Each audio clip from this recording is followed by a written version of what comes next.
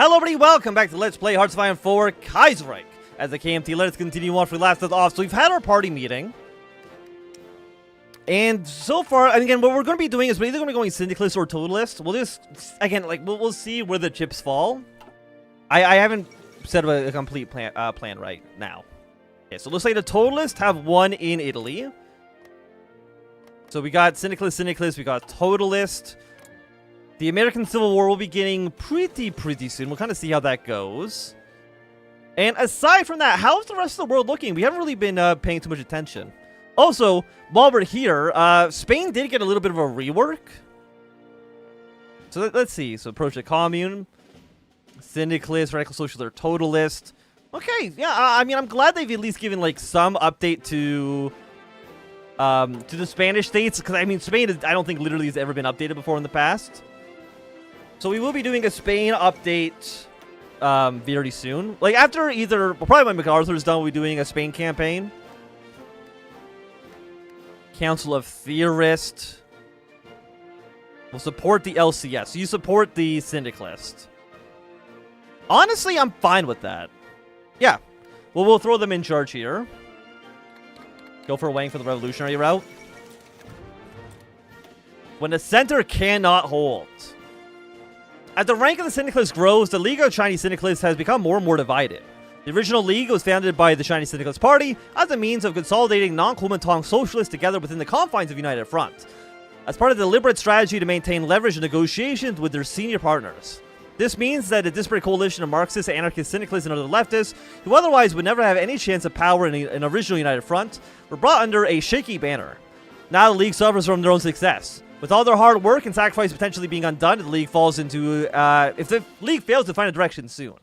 Like the Kuomintang, their libertarian promises of utopia have been largely confined to rhetoric for the duration of their tutelage. The orthodox establishment of the Chinese Syndicalist Party has effectively built upon the capabilities within the United Front, willing to work closely, albeit independently, within the Kuomintang. They envision a future compromise system of both union-based and council-based democracy, a platform that has come under increasing scrutiny as the flaws of the French system becomes more apparent. The younger generation of the CPS, also known as the Radicals, are Marxists by orientation, less concerned than their orthodox peers about democracy in the near term. They see unions as the means to an end, a way of empowering the proletariat, and to be eventually discarded in favor of a council-based system representation. Outside of the CPS is the World Society, the continuation of the older Chinese anarchist movement. Utopian by nature, their members are heavily integrated within the Kuomintang and see the future where the League is folded into their senior party. To them, the tutelage is only temporary, and afterwards the Kuomintang, under World Society influence, will march on to be a harmonious, free future. I mean, we do want to try to increase radicalism. Yeah, embrace the radicals' independence. So I'm guessing if we go too radical, that, so strengthen the League of Chinese Syndicalists. We won't do this at some point anyways. Reopen the military academy. I mean, that could be, you know what, probably actually would be good to try to fix our military situation. Like, it's not great. And actually, with 11,000 rifles, some good artillery, we can make some units that are not... Well, actually, what are these units? 8 combat with? Are you out of your goddamn mind? Yeah, let's build some of our committee's own. We'll start up with 5 divisions first and foremost. And if I want to switch all of these... What? We only have 8 units now? If I want to get rid of all of these absolute ass divisions... Oh, we could actually just do it. Okay. So yeah, let's switch all of you to be units that are not completely shit. I appreciate that. 3 divisions are using it. I don't know what you mean that there's 3 divisions using it. I don't think that's actually true. So you move things closer towards Song, which is not what I want to do. Friends on the other side. Years ago, just outside the Lincoln Temple near Hangzhou, a young man was bathed naked in the banks of the West Lake. A pack of nearby school children rushed over to take his assorted clothing, only to be stopped by the young teacher who noticed the bather lacked swimwear. The bather thanked the teacher, and both men readily became friends. Both grew up in Zhejiang, were trained to be educators, and above all, shared an ambition to have more in life. That is the fanciful story Dai Chengfuan tells people, for how he was rescued from embarrassment by Hu Jiangnan. Although each went their separate ways afterwards, they coincidentally found each other again a few years later at Wampai, as proteges of another Jian native, Chiang Kai-shek. Hu would graduate, Dai never finished his coursework, and both parted after 1927, only to once more find one another after the fall of the League. Years taking their toll on both men, hardly a year apart from one another, neither feel that they have received the respect they deserve in the wake of the League War. Dai, in particular, is furious that despite his dangerous intelligence work before and during the war, no one respectable was willing to associate with him, except it would appear General Hu Jiangnan. As director of the training department, Hu has managed to retroactively secure Dai a diploma from WWII and formal membership of the Kuomintang. The ambitious general has recruited Dai to his personal staff, giving the man shelter from any reprisals for his work with Qi Jianyun. The two men have vowed to become blood brothers, hatching a backroom scheme in the future. Okay, 1% more support for the totalist. The Langwang clique, you can go left or right KMT. Langwang is left KMT path, the radical socialists. I think Yunnan is left KMT when they go into the Civil War. Because right now you're the, you can go both right and left KMT. So, I mean, we probably... I mean, do I want to support you? Is there still, like, the Chinese factions map mode? I could have sworn there was somewhere to see who aligned with what Chinese faction. Unless they changed that? Okay. Is there map mode? I don't remember how you actually see this. Anyways. The legislative one. Although the Kuomintang, in a vanguardish faction, maintains that the party takes precedence over the state for the duration of the political tutelage, the Congress of Nanjing means that the party is forced to contend with the realities of governance. To set the groundwork for Dr. Sen's vision, a provisional legislation 1 has been established. Still subordinate to the status of the Kuomintang National Congress and the Central Executive Committee, this exact relationship between the government and parliamentarian body and the party organ is still in flux. Despite their junior status, the Unispartian legislation is not totally powerless, meeting regularly, unlike the party congress, and appealing to the intellectuals. Naturally, of course, RCA members hold a thin majority in the seats, albeit divided between radicals and moderates. Other KMT seats have been given to the PAC and the RF, as well as a few old guard members. Considerably fewer have been given to the United Front, the largest being the CESP, joined by a few of allied independents, the WWII. The premier of the legislative one is Shen Gongbo, the de facto leader of the RCA. Thanks to some careful horse trotting, the RF has brokered key deals to secure themselves other high positions within the one, yielding any claims to the premiership. Most notably securing a longtime Sun Fai loyalist Wang Kunlun as vice premier and Liang Hongqiao as secretary general. The chord is struck, or we move a little bit more towards the radical socialist. I think that's what we want to do. Yeah, so let's move our party support a little bit more towards Wang. We're at 26%. Can't do any of you right now. You move it. Okay, so you want to take the top two. Establish an actual bureaucracy, and our other thing we could look at was enforce party orthodoxy, which requires us to restore the political department. Which is somewhere in here. It's you, okay. Nationalist coup in Bolivia. That's fine. Do you want to look towards the west or learn from the Mingan insurgency? Organization, planning speed, irregular. I mean, irregular. I never want to use irregular troops. Why in your right mind would you ever want to use irregular units? You never do. So probably look towards the west. We'll look towards the French. We'll look towards the British. See kind of like how their wars are going. Okay, so we now got the Ukrainian People's Republic. I think that's fine. I don't know really exactly what the Ukrainian People's Republic can actually do. Maybe they could go socialist. Would align with our interests for sure. Will they do it though? My guess is no. Okay. Factions within the academy. When the National Revolutionary Army collapsed during the concluding stage of the Northern Expedition, it was also had to bear the loss of the academy's beloved instructor, the now controversial Chiang Kai-shek.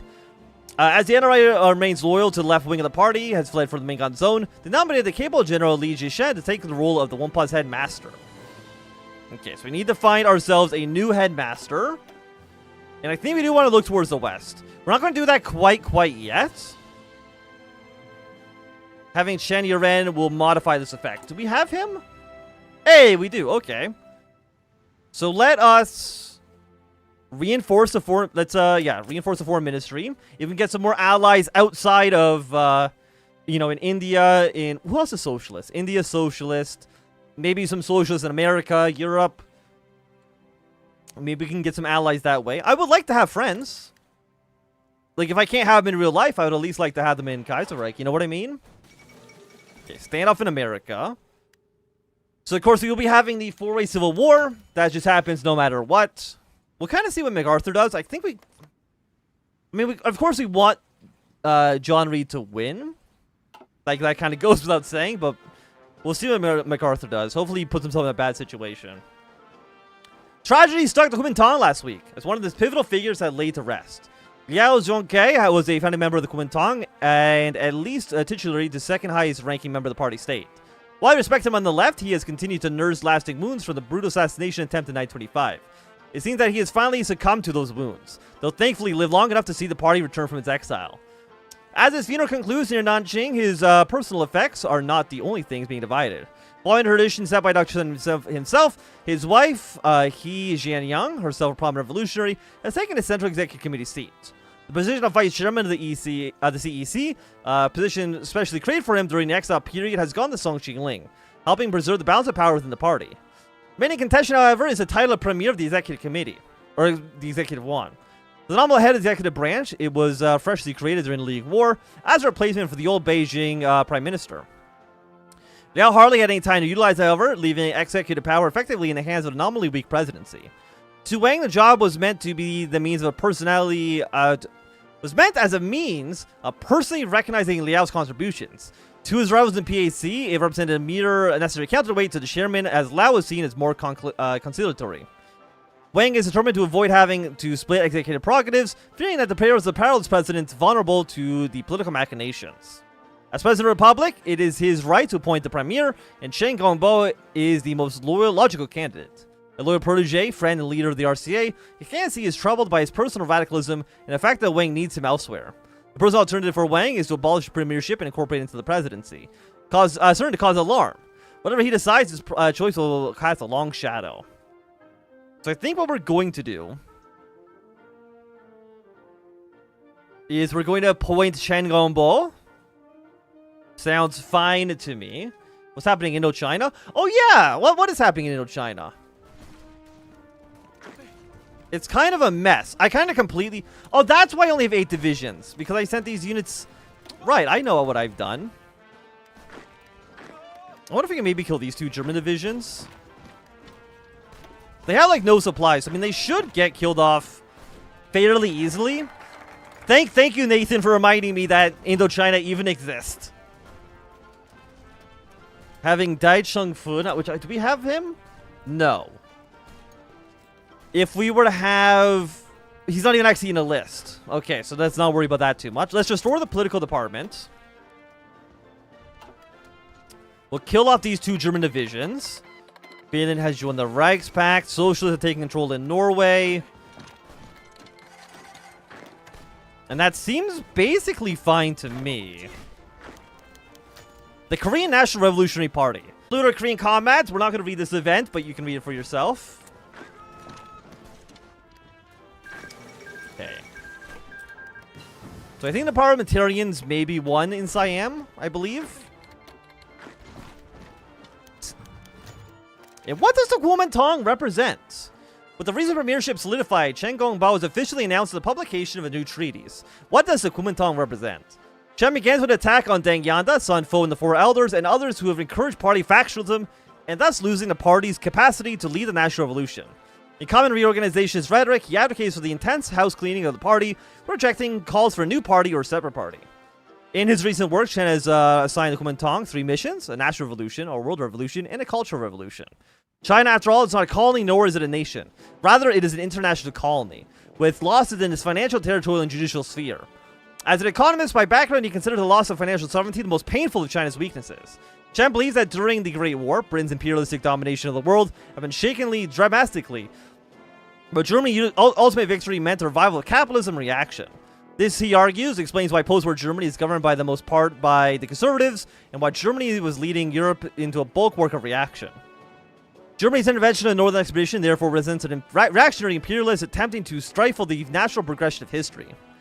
But China's enemies do not lie purely within German Empire. China warns of the ever-hungry ambition of the Empire of Japan. Japan's presence in Manchuria are presence that must be dealt with during the National Revolution. As long as the two nations exist within China, there can be no freedom from economic imperialism. No end to the century's humiliation. By upholding the firm stances of anti-imperialism against the two of China's greatest enemies, this is what the KMT should represent, argues Chen. But I will say, first let us go... I guess let's get 1918 sport equipment. We're going to be going to war with a lot, so this makes sense. But I think that at least for right now, this is going to be a great time for us to end this episode. So if you enjoyed, thumbs up. Not enjoying, thumb down. You want to see more, subscribe, and goodbye.